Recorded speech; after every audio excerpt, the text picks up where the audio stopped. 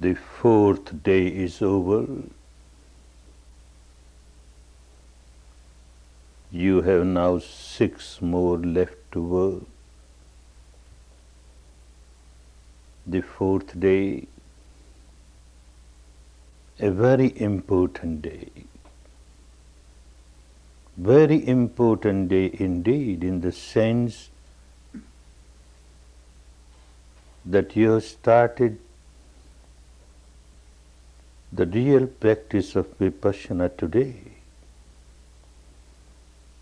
The previous 3 days were just making preparation to enter the field of Vipassana, the field of Panya.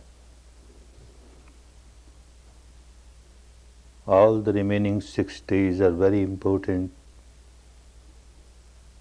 because working seriously, diligently, you will get established in this technique, which has its own peculiarity. There are many techniques of meditation. This is quite peculiar.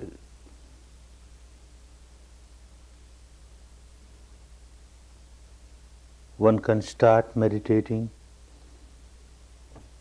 by contemplating something, a part of the scriptures, words of some sages or saints. You keep on contemplating. Your mind gets concentrated. Good. It helps you.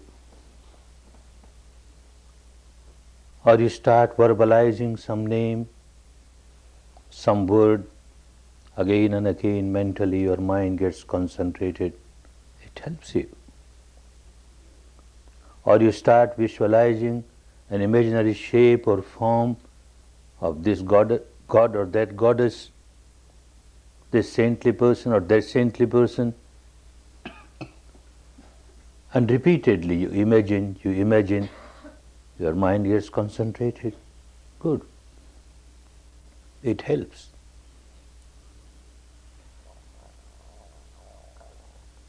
When you get your mind concentrated,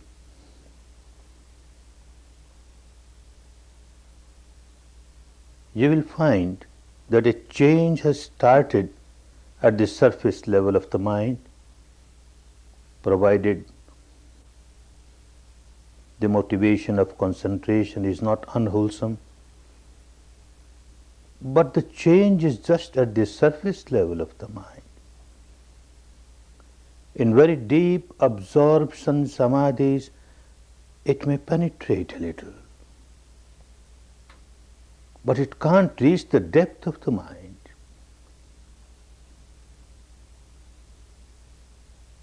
What you call in the Western psychology the conscious mind, the surface of the mind, works when you meditate with verbalization, with visualization, imagination.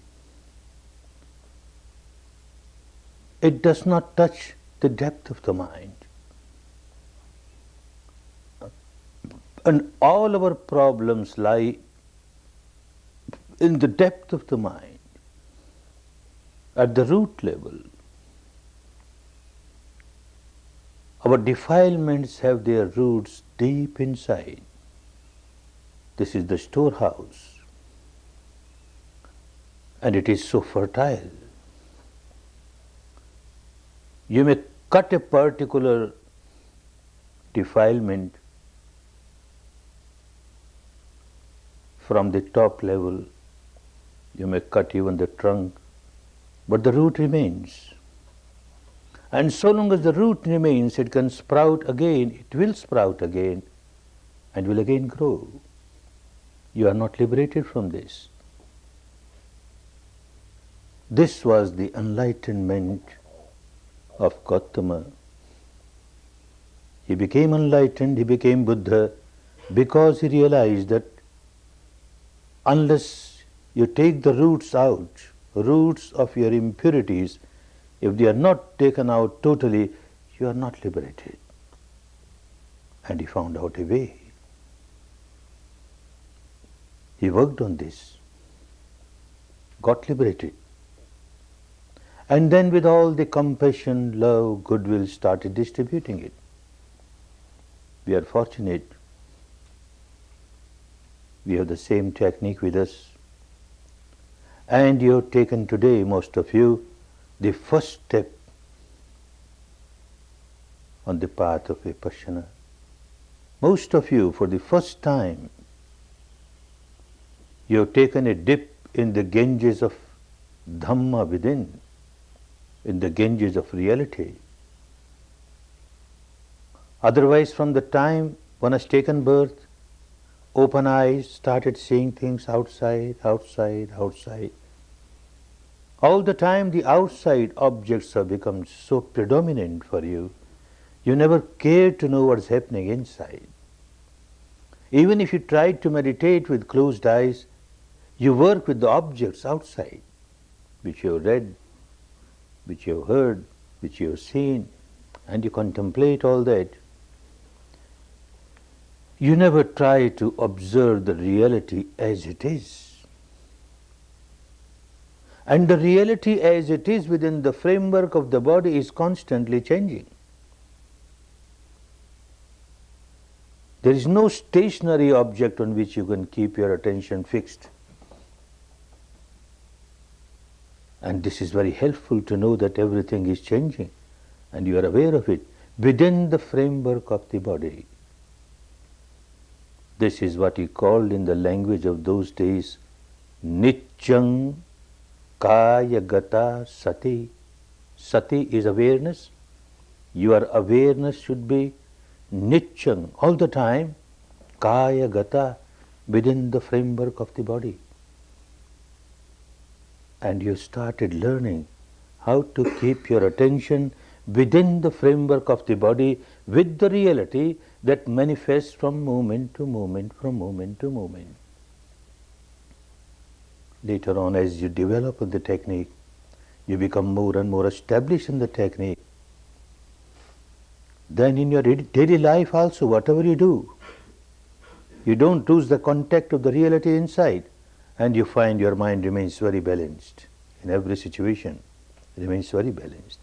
Now at this stage, you have to learn how to be aware of the reality within the framework of the body at the experiential level.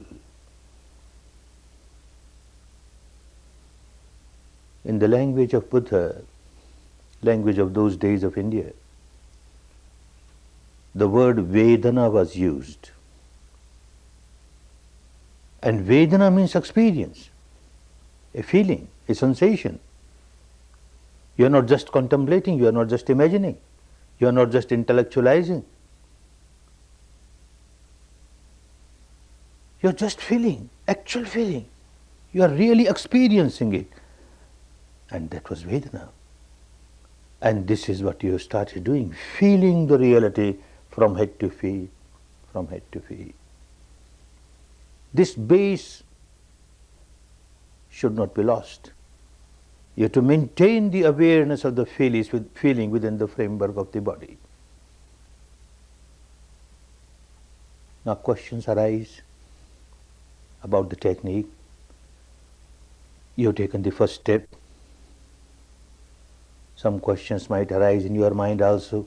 There are common questions which come in the mind of the students. Let us deal with them now. One question that keeps coming is, why move from head to feet? Why move? Even immobile, I can feel things happening here, here, here. Then why move? It is said to be a choiceless observation, a effortless observation. Let things happen and I will observe. Why make even this effort to move? Good question. But understand why you move. Not to satisfy a particular tradition. It has its own purpose. If you don't move, then you feel a very strong, intense sensation somewhere, your attention goes there. Suddenly something else starts somewhere else, your attention goes there. You will be moving from part to part where you get cross, intensified, solidified sensations. Most parts will be left out. You will never feel, you will never observe. And the subtler sensations that are prevailing on those parts, you will miss them. Your mind will remain very gross. The ability of your mind will be to feel only gross sensations. You are not training your mind to feel the subtler ones which are there on other parts of the body, because you always work with the intense sensation, this intense sensation or that intense sensation. Moving is very important. One reason is that when you proceed on the path, there are important stations, and one has to pass through those stations. One of the an important station is that you must reach the stage where you feel sensations everywhere on the body. Every part of the body there is a sensation. Every particle of the body has a sensation every moment. So long as there is life, wherever there is a life, there is a sensation. You have to develop the sensitivity of your mind, the sharpness of your mind. If that is missing, you won't be able to feel sensations everywhere. You will miss this important station. For that purpose, you have to move. Then the question comes, if you have to move, all right, we move, then why in an order? And why in this particular order? This particular order is not necessary. If this order does not suit you and some other order suits you, go ahead, any order, but maintain that order. Because unless you move in order, again and again the same order, you don't know, you might be missing certain parts. And as I said, we don't want you to miss any part of the body. Move in order, very important. Another question, a practical question comes. While you are moving in order, you have reached a certain part, and suddenly an intense sensation starts on an area which you have left already. Or a sensation starts on an area where you have not yet reached. Shall I make a jump and go there? Oh no, never do that. Then again, you will be running from one intense sensation to another intense sensation, from one part of the body to another part of the body, not in order, and you will be missing many parts of the body, and you will be missing the subtler sensations. You cannot train your mind to feel very subtle sensations, which is a very important part of the technique. I have seen people working at random, gross sensations, for years together. They don't reach the stage where they can feel all kinds of sensations, especially the subtler sensations. The subtler reality is that the entire physical structure is made up of kalapas, tiny little atomic particles, and every atomic particle is nothing but wavelet. So the entire physical structure is nothing but wavelet, vibration. A modern scientist also says so, modern science says so. There is no solidity in the material world, all wavelets. The same thing a Buddha said, there is combustion and vibration. Entire universe, combustion, vibration, he is experiencing, and he puts in word his own experience. The scientist understands it at the intellectual level. We are not against the modern science or modern scientists.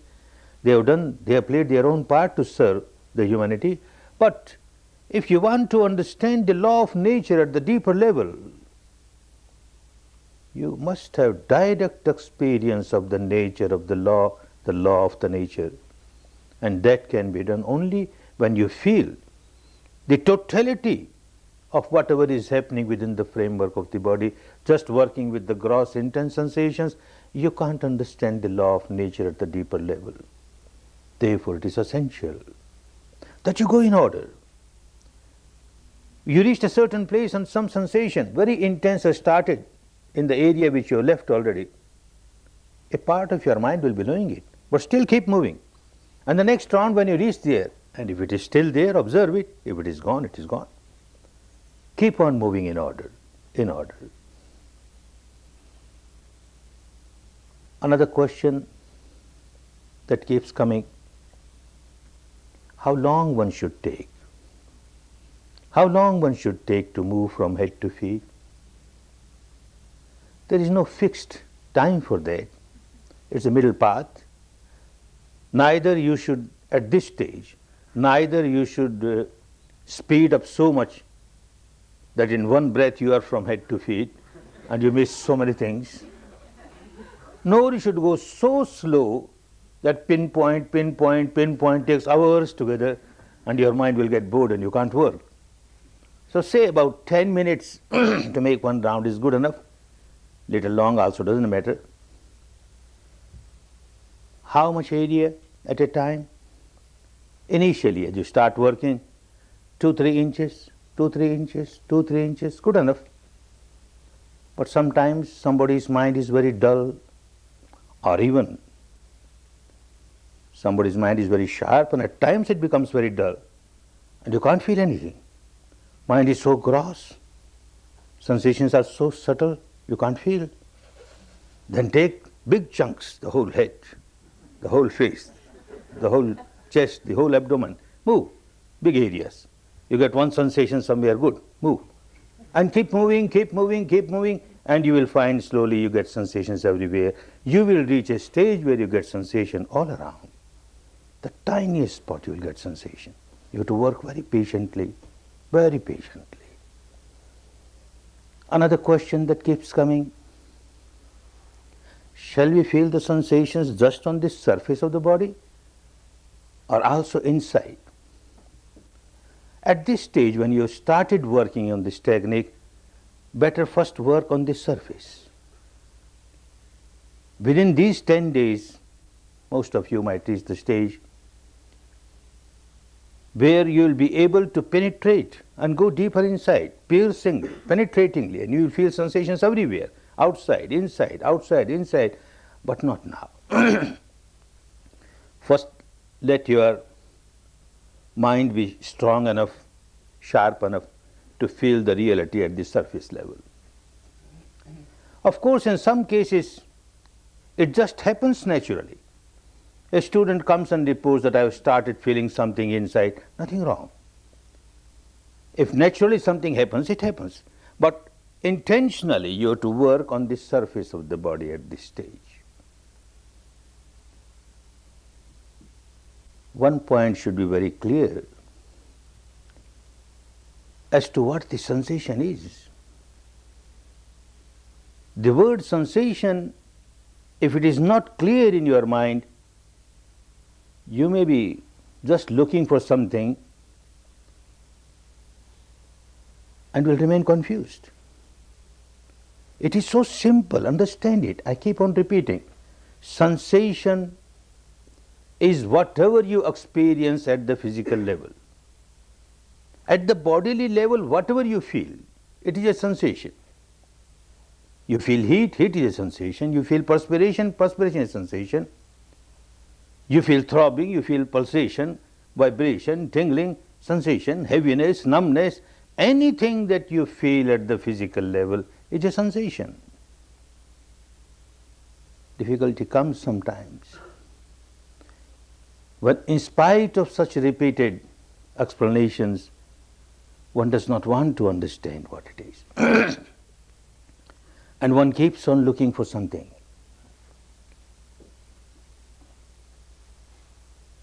Many a times we come across cases where someone says, no, I don't get any sensation. Like tomorrow your assistant teachers will examine you and they will question you, any sensation? And one amongst you might say, no, no sensation, no sensation.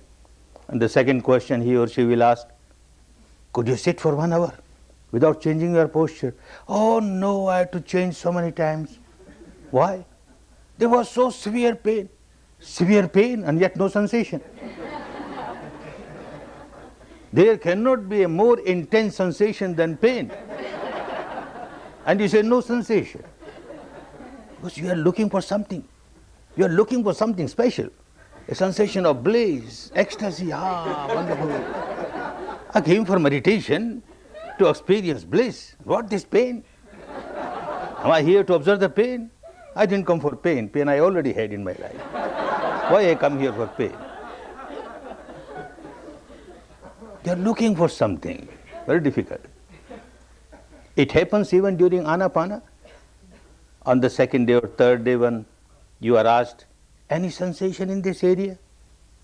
And someone replies, no, no sensation. Hey, what is this?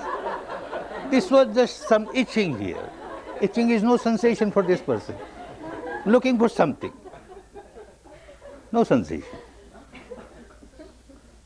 And someone comes, once a while, someone will come and say, oh, Goenkaji, I have a lot of pain, pressure, heaviness, heat, perspiration, throbbing, everything what you say, but no sensation. No sensation, because all these are no sensation for him. He's looking for something special. I always remember the case of my friend. For the first time when I went to a course like this decades ago, initially it was difficult. Second day I had packed myself to run away from the course. This is not for me. I come from a business community, so much of crooked and cunning mind, and this is for simple people who are teachers or professors and things like this, who are good people. I can't do this. And then the tradition from which I came, different background, what these people, what they are doing? They are, where is the God? No place for the God. Poor God, he is gone. The soul, no soul. What they are talking? What kind of meditation is this? And all those thoughts were there, expecting something special. Second day I wanted to run. I feel very grateful to a co-meditator. She was so kind. She said, just one day, you get wonderful sensation here. First day I got sensations here. Just observe. This is what the teacher wants you to do. Carry on. I am grateful. I stayed. Otherwise I would have missed such a wonderful thing in my life. And when the course was over, anyone who has really gained something by the course cannot resist. Feels like telling others, oh, so wonderful. The family members, the friends, please go and see. It is so good. You also try. It is so good. It has done me so good. It will do you good also. And a number of people started participating in the course. One of my friends, a very rich person, a co-industrialist, a businessman, and a very rich person and an industrialist and a businessman, good testimonial to say a very miserable person. Very miserable person. Not that to do trade or industry is wrong, but the way in which it is done, a rat race just to earn money, money, money, such madness is there. Very miserable, because I had passed through the same game, so I knew the misery, and I was coming out of that misery, so I told him, you also try. He won't accept. Oh, you went because of your migraine. I have no migraine. Why I should go? Although he had bigger migraines, which I knew, and yet he won't go. It took me 1.5 years to convince him, just try, give it trial, give it trial. And he came. 2 days, 3 days, somehow he worked. 4th day, Vipassana was given. And the 5th day, the teacher goes round. There, every ideal meditation center must have individual cells for each individual meditators. So there are cells, and the teacher will go there to give guidance to the students. And when there are Indians who can't understand Burmese properly, he will take me to translate.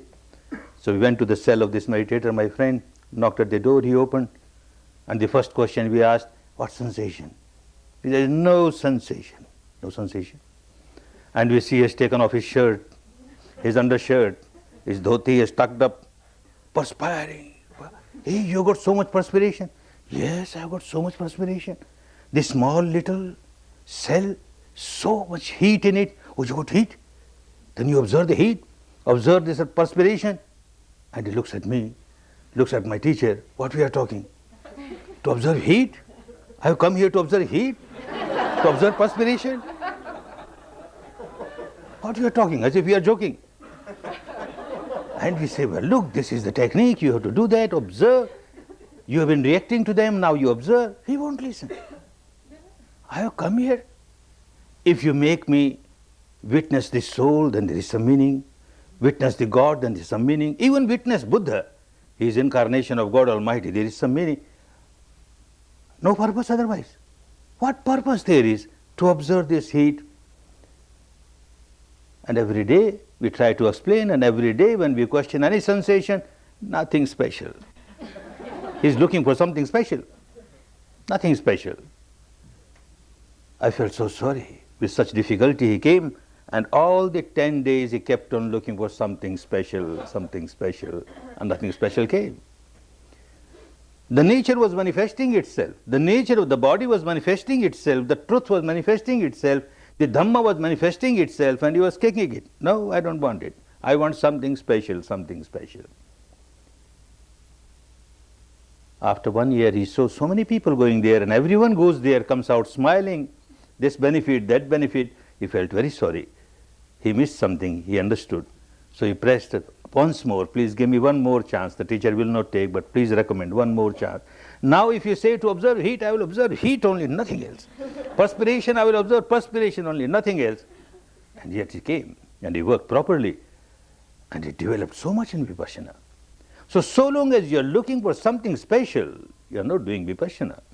Vipassana is yatha bhuta, whatever has happened at this moment, the reality of this moment, as it is. As it is, not as you would like it to be. If this is understood, you will keep on progressing, there will be no difficulty. But if you keep on ignoring the reality which is manifested, and you look for something which is not there, then you are not doing Vipassana. So keep this point in mind, that whatever you feel at this body level, at the physical level, anything that you feel is a sensation, pleasant or unpleasant, intense or feeble, whatever it is, you just observe, just observe. You have done your job, and leave the rest to Dhamma. Leave the rest to nature. Thy will, you have done your job, and the results will start coming. You are moving from head to feet, from head to feet. You might reach a stage where you don't feel any sensation, on some part where there is no sensation. For you there is no sensation. For you it is a blind area, a blank area. Actually there is no blind area, no blank area. Sensation is there everywhere. But because your mind is very gross, and the prevailing sensation on that particular part is very subtle, so your mind is not capable of feeling it. So you say there is no sensation. All right, no sensation. This is the reality of this moment, no sensation. Stay there. Stay there calmly, quietly, attentively, and equanimously. Very important, equanimously. If you are not equanimous, then the technique will not help you. If there is no sensation, a blind area, you are staying there for a minute, and you start craving, oh, I want a sensation, I want a sensation. You stayed one minute, no sensation. Next round again you have come, I want a sensation, I want a sensation, no sensation. Or look 5 times, no sensation, 10 times, no sensation. You are craving, craving, craving. And whenever you start craving, you lose the balance of your mind. And when the mind loses the balance, it becomes very gross. It can't feel the sensation which is subtle. Therefore, equanimous. Even no craving, you may have aversion. Look, this blindness has not yet gone away. 1 round, it has not gone away. 5 rounds, it has not gone away. And you got aversion towards this blindness of the area. Again, you have lost the balance of the mind. Remain equanimous. Just accept the reality as it is. This is the moment when I am not experiencing any sensation in this area. I have done my job. No sensation, no sensation. Let me see what happens. But see, if it is a covered part of the body, try to feel the touch of the cloth. This also is a sensation, although very superficial, doesn't matter. Touch of the cloth and move. If it is an open part of the body, uncovered part of the body, touch of the atmosphere, very superficial, yet touch of the atmosphere and move. And keep working like this very patiently, very patiently. Soon you will reach the stage where you will start feeling sensations everywhere. Two aspects of this technique. One is develop your capability, sensitivity of the mind to feel sensations everywhere of all different types. And the second, learn how to observe it objectively. Try not to react. You are learning this technique to change the habit pattern of your mind at the deepest level. The deepest level of the mind, what you call the unconscious mind, actually it is not unconscious. Every moment, day and night, it is feeling the sensation on the body. It is experiencing sensation on the body. Every type of sensation, whatever comes up from moment to moment, it keeps on feeling. And it keeps on reacting to them. If the sensation is pleasant, it will react with craving, clinging. If the sensation is unpleasant, it will react with aversion, hatred. This habit pattern of this deep unconscious mind, all the time craving, hating, craving, hating, craving, hating, you have to turn this habit pattern. And for that you have to reach the stage where this habit pattern is prevailing. That means the deepest level of the mind where you feel sensations and you don't crave and you don't hate. You just observe and understand, look, it is changing, it is changing, it is changing. As you keep on working on it, realities of nature will become clearer and clearer. The law of nature will start revealing itself. The law is law everywhere, outside, inside. The entire universe is governed by the same law, animate, inanimate. You can try to understand this law at the intellectual level when you see things happening outside. But you cannot experience it. You can experience only when you feel things within the framework of the body. Then you are experiencing it, and then it becomes very clear. There cannot be any confusion. There cannot be any doubt. And this is what he did. Although born in a royal family, a prince, it was peculiar. The prince was not born in a royal palace. He was born under a tree, open nature, open sky. At the age of about 5 or 6, it so happened, he was sitting under a tree and he just started meditating, observing respiration, and went in very deep samadhi, deep absorption samadhi, under a tree, open nature, the first taste of meditation, the samadhi. At the age of 35, he went out, again under a tree, got fully enlightened. And then out of compassion, started distributing this wonderful technique to others and started rotating the wheel of Dhamma. The first teaching he gave, again under a tree, open nature, open sky. And at the ripened age of 80, he passed away under a tree, open nature, open sky. All the important events of his life under a tree, open nature, open sky, he studied the nature so thoroughly. But studying the nature so thoroughly outside cannot make one a Buddha. One cannot become an enlightened person. It was studying the nature inside at the experiential level which made him a Buddha. And this is what he taught. Nityang kaya gata sati. All the time you have to be aware of the reality within the framework of the body. And this is Vipassana. And by this the entire law becomes so clear at the experiential level. One thing that becomes very clear to a student of Vipassana is change. Every moment some change or the other is taking place. Within the framework of the body you are experiencing it, and outside also the same law, changing, constantly changing. As if everything is in a melting pot. Everything is in a melting pot. Nothing has come out as the final product, now no more change in it. animate or inanimate, everything in a melting pot, changing, changing, changing, all in a flux, all in a flow. That reality now comes with the experience within the framework of the body. Another reality, whatever is happening, a change is taking place. Whatever is happening is not happening accidentally. Everything that is happening has got some cause or the other. One cause or number of causes together and results into a effect. Cause, effect, cause, effect.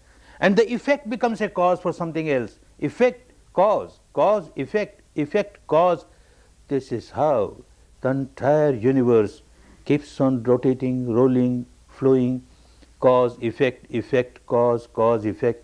This becomes very clear at the experiential level. Another reality which will become very clear. As the cause is, so the effect will be. As the cause is, so the effect will be.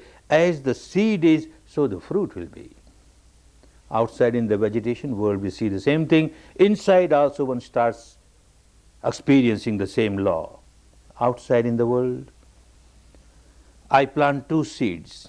One seed of sugar cane, another seed of neem, a very bitter tree in tropical countries, a neem tree. Same soil, same water, same air, same sun. They get same nutrition. They sprouted out and started growing. What happened? What happened to the sugar cane plant? Every fiber of it, so sweet, so sweet. And this neem tree, every fiber of it, so bitter, so bitter. Why the nature is so kind to one and so cruel to the other? Or you can say the God Almighty, why is so kind to one and so cruel to other? No, nobody is kind or cruel. This is just fixed law of nature. Nature only gives nutrition and helps the seed to manifest its quality. The quality of the sugarcane seed is sweetness, sweetness. It manifests itself in every fiber. The quality of the neem seed is bitterness, bitterness is manifest in every fiber. Law of nature, law of nature. A big neem tree has grown, and I go there, pay respect 3 times, make 108 rounds, then offer flowers, incense, sweets, etc. And then with moist eyes start praying, "Oh neem god, please give me sweet mangoes. I want sweet mangoes, please give me." You keep on crying for the whole year, whole life, nothing happens. You get only bitter neem. You can't get sweet mangoes. If you really want sweet mangoes, then while planting the seed you must be very careful. You plant the seed of sweet mango, you will get nothing but sweet mango. Our difficulty is that we keep on planting. While planting we are so careless, so unaware, so unmindful, keep on planting bitter seeds, bitter seeds. When the time of harvest comes, fruition comes, then I want sweet fruits only, sweet, not possible. And expect that something will happen for me. In spite of my bitter seed being planted by me, I will get some sweet fruits. Some invisible power will help me. The God Almighty will help me. Why God Almighty will help you? Why not others? Because you praise Him. You try to puff Him. And He becomes very happy because of that. And He will help you. And He won't help others. Madness. The earlier one comes out of this madness, and earlier one starts following the path of the law of nature.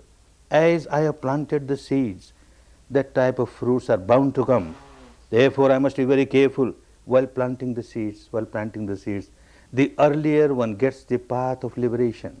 Otherwise one keeps on rolling, rolling, rolling in ignorance, just keeps on fooling oneself, deceiving oneself, and keeps on rolling in misery. One cannot come out of the misery. Law of nature is law of nature, universal, applicable on everyone. As the seed is, so the fruit will be.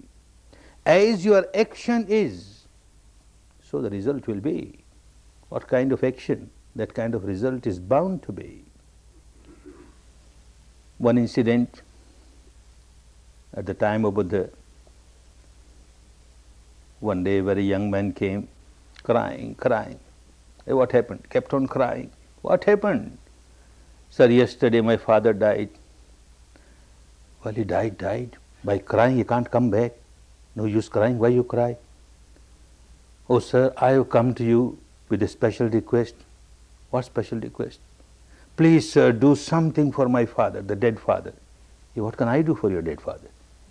You can do so much, sir. You're so powerful. You're so powerful, such a great man. Look, these ordinary priests, they perform certain rites or rituals, and as they perform the rites and rituals, one gets the entry visa in the heaven. And you, sir, if you perform some rites or rituals for my father will get not only entry visa, he will get permanent stay. He will get a green card for heaven. Please, sir, do something for my father. Mad fellow. Buddha knew any kind of argument won't work. He's so emotional at this stage. He had his own way of explaining things. He said, all right, go to the market, buy 2 earthen pots. Very happy. Buddha is now going to perform some rite and ritual for my father. Purchase 2 earthen pots, fill one with butter, we call it ghee, butter. Fill the other with stones, pebbles, did it. Close their mouth, seal properly, did it. Now place them both in this pond nearby. Placed it. With the weight, they went down to the bottom. Bring a big stick and a strong stick. Strike at them, break them open. They were broken open. He was so happy. Buddha is performing a wonderful rite or ritual for my father.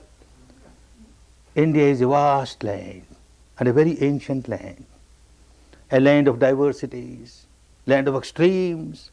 You find people reaching the stage of full enlightenment like Buddha, and you find people so ignorant, rolling in all these blind faiths and beliefs and dogmas, etc. Now there is a belief, when the father or mother dies, the son will take the dead body and put on the funeral pyre and burn. When it is half burned, he takes a big stick and strikes at the skull. The skull is broken. And they believe, here the skull is broken, and there the gateway of heaven is broken. And one gets the entry. Now, because the father is already died and his body was already burnt yesterday, now as a symbol he is making me break these earthen pots. And he did that. One that contained butter, that butter came up and started floating on the surface. One that contained pebbles, it remained at the bottom. Now Buddha said, this much I have done. Now call all your priests, let them come here and pray. Pray, oh pebbles, come up on the surface, come up on the surface. Hey butter, you go down, you go down, you go down. Let me see how it happens. What, sir, you started joking. Is it possible? This is not possible, sir. This is against the law of nature. The pebbles are heavier than water. They are bound to remain at the bottom. They can't float, sir. And the butter is lighter than water. It will keep on floating. It can't go down. Young man, you know so much about the law of nature, and yet you do not want to understand the law of nature applicable to everyone. If your father kept on performing such actions which were like pebbles and stones, he is bound to go down. Who can bring him up? If your father kept on performing actions which are light like butter, he is bound to go up. Who will pull down his legs? We don't try to understand our difficulty. We try to depend on somebody. Some invisible power will do something for me. Some invisible power will do something for me, and we do nothing to change our own behavior pattern, our own actions, and that is why one keeps on rolling in misery, misery after misery, misery after misery. The earlier one understands this law of nature, and earlier one starts to live a life in line with this law of nature, the earlier one starts coming out of the ignorance, coming out of the misery, and starts enjoying a good life. Once one agrees that I must be careful about my actions, the question comes, what is the action? What is the action which gives fruit? There are 3 types of actions: physical action, vocal action, and mental action. A very general understanding, common understanding is that physical action is very important, vocal action is less important, and mental action has got no much importance, very minor. But when one starts observing the truth inside, as this person did and became enlightened, it becomes so clear that the mental action is most important. not the vocal, not the physical. They have their own effects. But the most important is the mental action. Everything starts in the mind first. And then it becomes intense, intense, intense. This mental action turns into vocal action.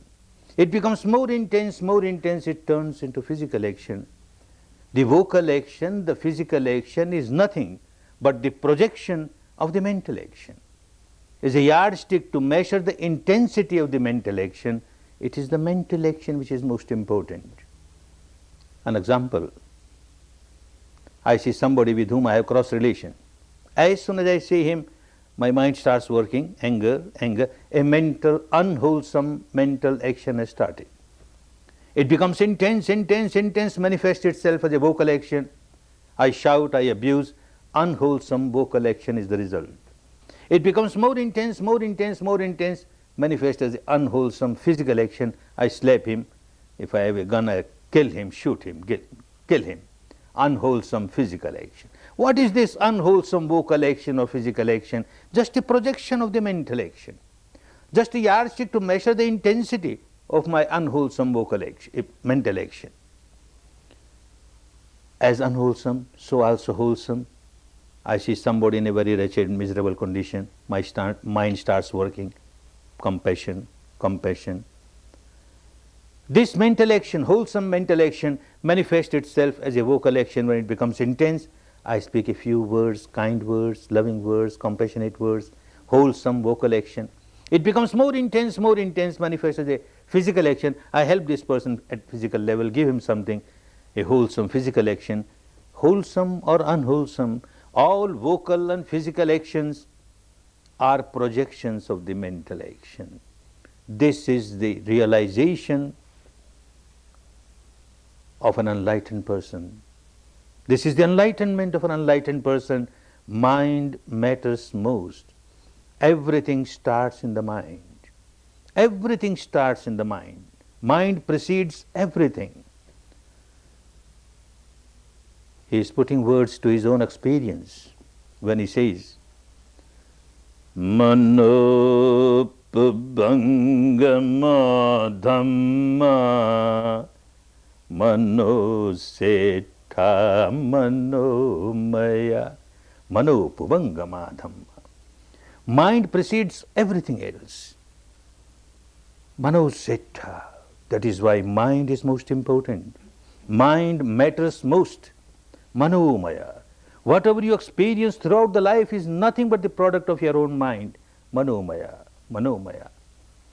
Manasa chepaduttene bhasativa karutiva. With the base of an unwholesome mind, an impure mind, a defiled mind, you perform any action, physical or vocal, then tattonang dukkhamanveti chakang vaivatu padang. Then misery will keep on following you. Like the wheel of the cart follows the horse who is yoked to that particular cart. Wherever this cart goes, wherever this horse goes, the wheel keeps on following, because the base was wrong. So the misery keeps on following you. Similarly, manasa chepasannene bhasativa karutiva. With the base of a pure mind, wholesome mind. If you perform any action, vocal or physical, then tattonang sukham anveti chaya vayanapayini. Then all the happiness keeps on following you like your own shadow. Wherever you go, your shadow is there. This is the law of nature. The base of the mind is most important. This is the base of the mind which makes you act at the mental level first. And then it goes to the vocal level and the physical level. The result that you get, the fruit that you get, is the fruit of your mental action, the volition of your mind. not the vocal action, not the physical action. An example, I see somebody with whom I have got cross relation, generate anger, and then I shout, I abuse, you dog, you pig, etc. I don't know why you abuse in your country, but in Hindi they say you dog, you pig, you dog, you pig, you donkey, abused. One incident over. Another incident, I see my grandchild having come, played in the mud somewhere and soiled all the cloth. I say, you dog, you pig, you donkey. Same words. I've used the same words at the vocal level, the same action is there, but from the mind, the mental volition is poles apart. When I was using these words for my enemy, it was full of ill will. When I'm using the same words for my grandchild, it is full of goodwill. My nature takes care of the volition of the mind, not the vocal action. The result that you will get, the fruit that you will get, will be according to the volition of the mind, not according to the vocal action. So also not according to the physical action. Another example, a very rich person with a lot of money, jewelry, etc., is traveling in a jungle alone. A dacoit, a robber comes from the other direction. He finds out this man has got a lot of money. He wants that. This person doesn't want to depart from his money. He says no. And out of anger, he takes out his knife and plunges in the stomach of this traveler, as a result of which he dies. One incident. Another incident, somebody has developed a kind of ulcer, very painful. Different treatments were given, could not be cured. Then a surgeon says that, well, if I cut open, take this ulcer out, perhaps you will be relieved. All right, go ahead. He is made to lie down on the operation table in the operation theatre. The surgeon takes out the knife, plunges in the stomach, and it so happens at that time this patient dies. The doctor and the dacoit did the same thing at the physical level. They took out their respective knives, plunged in the stomach of somebody, as a result of which that somebody died. Now will the nature, or say the God Almighty, is going to give the same result to both of them? Oh no, the mental volition. The mental volition of that dacoit was full of ill will, and the mental volition of this doctor full of goodwill. The nature takes care of the motivation of the mind, the volition of the mind, and the fruit comes exactly according to that. What is the base of the mind? The base of the mind is more important, the volition of the mind is more important than any action at the physical or vocal level. We have to be careful about the mind and the volition of the mind. For that one must understand what the mind is and how it works. And Vipassana will help you. Understand. The whole technique is to divide, dissect, disintegrate, dissolve the entire physical structure. You won't have to do anything, you just observe, observe, observe. Nature will start dividing, dissecting, disintegrating, dividing, dissecting, disintegrating, dissolving. Initially you get very gross, solidified, intensified experiences of the body, and then they start getting dissolved, dissolved, dissolved. You reach the stage where there is nothing but a very free flow of subtle vibrations, free flow of energy, very subtle, very subtle. Similarly, the mind is divided, dissected, disintegrated. One who becomes fully enlightened examines the entire mental and the physical structure. The physical structure, dividing, he reaches the stage, the tiniest subatomic particle, which he calls Attakalapa, 8 things joined together, they cannot be further dissected. Similarly, mind dividing, the mental contents, dividing, dissecting, one reaches the stage where one finds there are 121 types of mind, 52 types of mental contents, which you call mental concomitants. Every mind arises with one concomitant or the other. At this stage, when you just started the kindergarten of Vipassana, no use even to remember those 52 and 121 minds and mental contents. Now the 4 major portion of the mind, if you understand them and if you understand how they function, you will be experiencing them, that will be very helpful. The 4 major segments of the mind. First segment of the mind. In the language of those days, in Buddha's words, it was called Vijnana. The nearest English translation of that can be consciousness. First part of the mind, consciousness, its job is to cognize. All the 6 sense doors we have, the eyes, the ears, the nose, the tongue, the body, body skin and the mind. All the 6 sense doors have 6 separate vijnanas, 6 separate consciousness. Eye consciousness, ear consciousness, nose consciousness, tongue consciousness, body consciousness, mind consciousness. 6 vijnanas. Something comes in contact at any sense door. A sound comes in contact at the ear sense door and the ear consciousness will arise. A shape, a form, a color, a light comes in contact with the eye sense door, eye consciousness will arise. Smell comes in contact with the nose, nose consciousness will arise. Taste comes in contact with the tongue, tongue consciousness will arise. Something tangible comes in contact with the body, body consciousness will arise. A thought, a emotion comes in contact with the mind, mind consciousness will arise. These 6 consciousness, their job is to cognize. Something has happened. Ear consciousness, a sound has come in contact with the ear, ear consciousness arises. Look, something has happened. And immediately another part of the mind will raise its head. In the language of those days it was called sanya. The nearest English translation can be perception. Its job is to recognize. A sound has come in contact with the ear. The first part will say something has happened at the ear sense door. That's all. And the second part will try to recognize what has happened. Words. What words? Words of abuse or words of praise. It recognizes with all the experience of the past, all the conditioning of the past and all the memory of the past, it recognizes. And not only recognizes, it gives an evaluation. Words of abuse, oh, very bad. Words of praise, ah, wonderful. And as soon as this second part has done its job, third part starts working.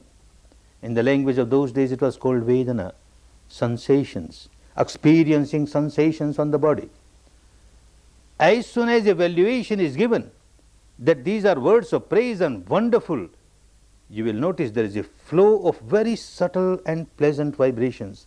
Throughout the body there is a flow of pleasant vibration, because the evaluation is that these are very good words. Words of abuse and evaluation given very bad, and you find there is a flow of very unpleasant sensation on the body. The third part of the mind experiences sensations on the body, pleasant, unpleasant. And then immediately the fourth part of the mind raises its head. In the language of those days it was called sankhara. Its job is to react. This word, remember, I will be using it again and again throughout this coming 6 days, sankhara. It is actually the motivation of the mind, the reaction of the mind. And it is something which is a heap of action. The first cognizing is not an action, it will not give any fruit. Recognizing is not an action, it won't give any fruit. Feeling is not an action, it won't give any fruit. But this sankhara, the reaction, this is an action. This gives fruit. Because you repeatedly, you keep on repeating it, words of praise, pleasant sensation, and this part of the mind keeps repeating, I want it more, I want more, craving, clinging, continuously craving, clinging. Words of abuse, unpleasant sensation, this part of the mind reacting, aversion, hatred, I don't like it, I want to get rid of it, aversion, continuous aversion. This sankhara, this is the volition of the mind which results into mental action, and this gives fruit. How deep is your sankhara? How strong is the seed? What is the quality of this sankhara? That kind of fruit will come. There are 3 types of sankharas. One keeps on generating 3 types of sankharas. Wholesome, unwholesome, leave aside. 3 kinds of sankharas.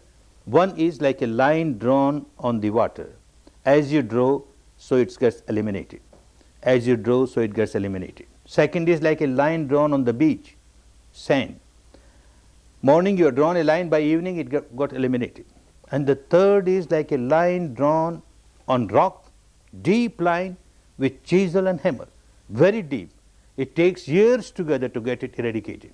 but very deep line. This third one is very dangerous. And this is what we keep on doing. When you keep on repeating anger, and you keep on repeating anger, hatred, passion, fear, worry, anxiety, depression, all these defilements, you keep on repeating, it goes deeper, and it gives deeper results. Much more misery it will give. This you will understand more and more as you practice this technique, the functioning of the mind, these four sectors of the mind, their relation with the body, the interaction of the two, how one keeps on influencing the other, how one gets influenced by the other, how this sankhara that I am generating is becoming deeper, how if I am more alert, attentive, aware, they don't go so deep and I am coming out of my misery, that becomes clearer and clearer. Whole day you have been generating sankhara after sankhara. Every time something is happening deep inside, some sensation and you react, some sensation and you react. Every moment you are doing that. Night you go to bed and you try to remember how many sankharas are generated the whole day. You can't remember. Countless sankharas. You will remember just one or two which had very deep impression on you. Oh, today I did like this which I should not have done. I reacted like this which I should not have reacted. Just one or two. At the end of the month you try to remember these deep sankharas. Each day one or two. At the end of month, not 30 or 60. At the end of month again one or two which were very deep for the whole month. At the end of year also, just one or two which were very deep for the whole year. Similarly at the end of the life, whether you like it or not, some sankhara which is very deep will come on the surface. At the time of death, that moment, the mind moment, is carrying this type of sankhara. The next mind is a child of this mind. The first mind of the next life is a child of the last mind of this life. Like father, like son, it will carry all the qualities, good or bad, with it. If this last mind is full of pebbles and stones, the next mind, that means the first mind of the next life, is full of pebbles and stones, misery, nothing but misery. And if this last mind of this life is full of butter, light, then the next mind is automatically full of butter. It is a product of the last mind. Last mind is very important. That means one has to learn how to die. Die smilingly. And this is what Vipassana teaches you. Anyone who gets established in Vipassana, even little bit established, we have noticed that of course everyone dies, even a Vipassana meditator has to die. Vipassana meditators, when they die, there is not a single case, only one case, little doubtful, otherwise hundreds who have died. Not a single person has died unconscious, not a single person has died crying or with fear. Everybody dies consciously and smilingly. Oh, death is coming, with this sensation, coming, has come. So you observe. Why cry? There is a promotion, there is no demotion. People cry because they see demotion. There is demotion, so they cry. When there is promotion, no crying. You are going in a better place, you are being promoted. Vipassana meditator never cries in death, learns the art of dying. And art of dying will be only perfect when you learn art of living. If you keep on crying whole life and then you want at the time of death I will smile, impossible. So you have to learn how to smile whole life. Art of living will turn into art of dying. Art of living, this is what you are learning now. Everything that happens outside creates a sensation inside. And this first part will know something is happening. The second part will start giving evaluation, and this evaluation will turn the sensation pleasant or unpleasant. If you train your mind not to get affected by these sensations, pleasant or unpleasant, not to react to the sensations, pleasant, unpleasant, then you are changing the habit pattern of your mind at the deepest level. Even if you react, the sankhara will not be that deep because you won't be repeating again and again. You will come to senses. Of course, now it's just a beginning. Now just a beginning, in 1 hour, most of the time you will be repeating this sankhara again and again. Oh, so much of pain, what sort of meditation is this, so much pain, I don't like pain. You are repeating, old habit is there. But you get few moments when you say, all right, let me see how long it lasts. I don't react, I don't generate sankhara of aversion, and I observe. Few moments, Wonderful moments. When you are just observing, your head is above the water. And then you again start reacting, your head has gone below the water and you don't know where you are flowing. And after some time again the head comes above the water. Those few moments when your head is above the water are wonderful moments. Those few moments will turn into few seconds. And these few seconds will turn into few minutes. And like this slowly you turn the table. You change the habit pattern of your mind. You come out of this misery. Every time you react and you keep on reacting for longer periods, you find you are just sunk in misery, sunk in misery. Come out of it, come out of it. A very wonderful technique is there. And you have come here to practice, to work. The remaining 6 days are very wonderful. Try to get as much established as you can in the technique and make use of it for the whole life. Make use of it. The remaining 6 days are very valuable for you. Every moment is very valuable. The wonderful technique is there. The path is there. The law is there. The nature is there. The reality is there. Keep on observing it, observing it, observing it. Make best use of the time. Make best use of the opportunity. Make best use of whatever facility you have here. Make best use of the wonderful Dhamma, the wonderful technique, to come out of all the miseries, to come out of all the ignorance of generating sankharas after sankharas, sankharas after sankharas. Come out of this bondage, get liberated, and enjoy real peace, real harmony, real happiness, real happiness. Bhavat Sarva Mangalam Bhavat Sarva Mangalam Bhavatu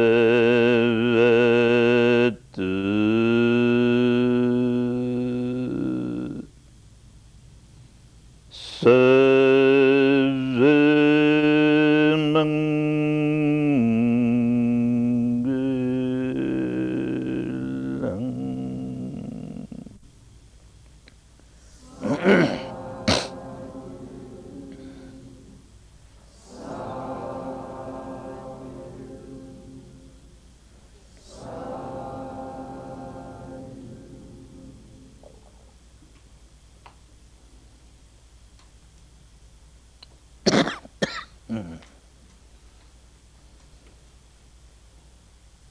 Good. Take rest for about 5 minutes and then start working again. Take rest for about 5 minutes.